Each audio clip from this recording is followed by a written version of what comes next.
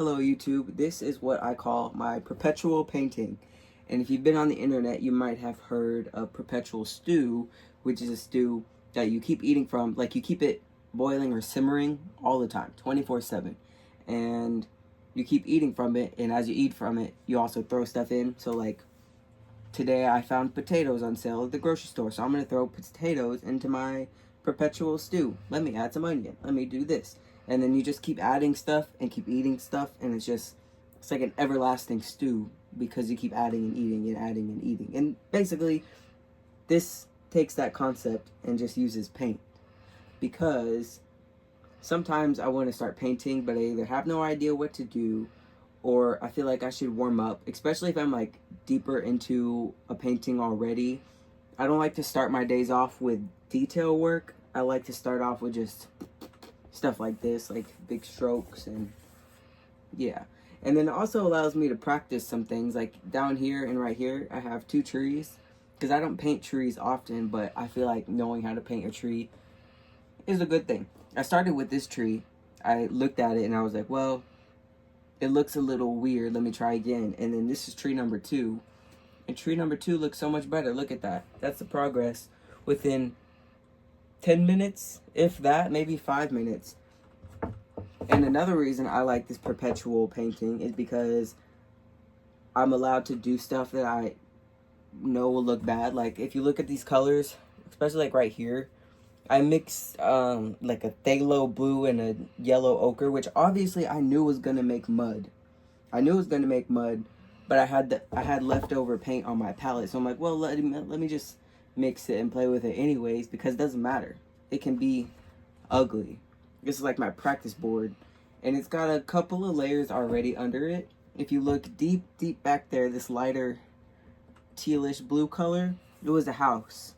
I started off with the house on this thing, and then I've just slowly started adding more and more, because it was the house first. There's a little spider up here, my itsy bitsy spider, and then there's also just circles. With this, I was practicing how to draw, or not draw, but paint a circle, because it's harder than I expected. Because with painting a circle, you also have to like rotate the brush with the circle, because if you were just to go like this, it's gonna look different.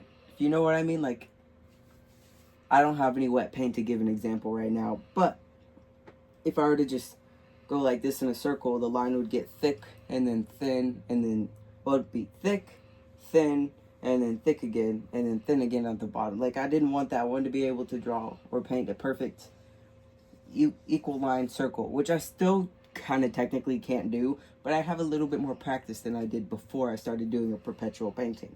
So it's a good practice board. It's low effort. It doesn't matter if it's ugly, so it's low pressure as well. And also, sometimes the stuff just looks cool. Like, one of my favorite parts of it is this line up here, that line, because I like the way that this lime-ish green is like a real bright green color, shows through, especially like right here. Like, come on, ain't that beautiful? It looks like glitter. It looks like glitter, but there ain't no glitter. That's just paint. And I thought that was really cool. So it gives me ideas of what I can use in my actual paintings as well, just by fiddling around with what I got. This one is also a pretty cool thing to me. I don't know. I like the way it looks. You like the way it looks? Some of it I don't like the way it looks. Like down here, I was trying just a different kind of brush stroke technique. I was thinking maybe like fur. Like, how would I paint fur? And I just tried that, and it's a little ugly, but that's okay. Also practicing painting straight lines. Obviously ugly, but that's also okay. So yeah, it's like I just do what I do, and I do it on the board. And that was my first perpetual painting tour. This tree has like a halo around it, because I wanted to try and like practice even strokes. Mostly that's what I'm trying to do on this thing, is I've tried to like practice different stroke techniques and just play with the stuff. And also here I was testing out a different medium, because most of this is acrylic paint, but then this, in this little box that I put, it has gel crayon in it, because I was testing out how it would hold up. So now I know. I have a better understanding of the materials I have and how they interact with one another, thanks to the Perpetual Painting. And if I ever get sick of this side, I do have a back side, which has some paint on it.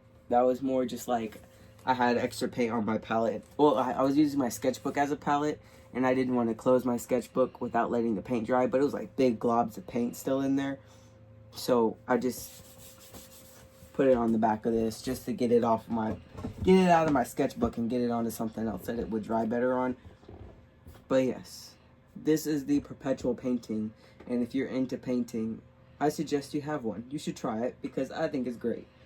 I hope you enjoyed my sales pitch and tour of my Perpetual Painting, and let me know if it's something that you are interested in trying or if it's something you already do, because I'm sure I'm not the first person on the planet of Earth to try this. I'm really sure I'm not. So if you do that, let me know. Let me know. And let me know how you feel about it. And with that being said, I hope you have a nice day, and I will see you around. Goodbye.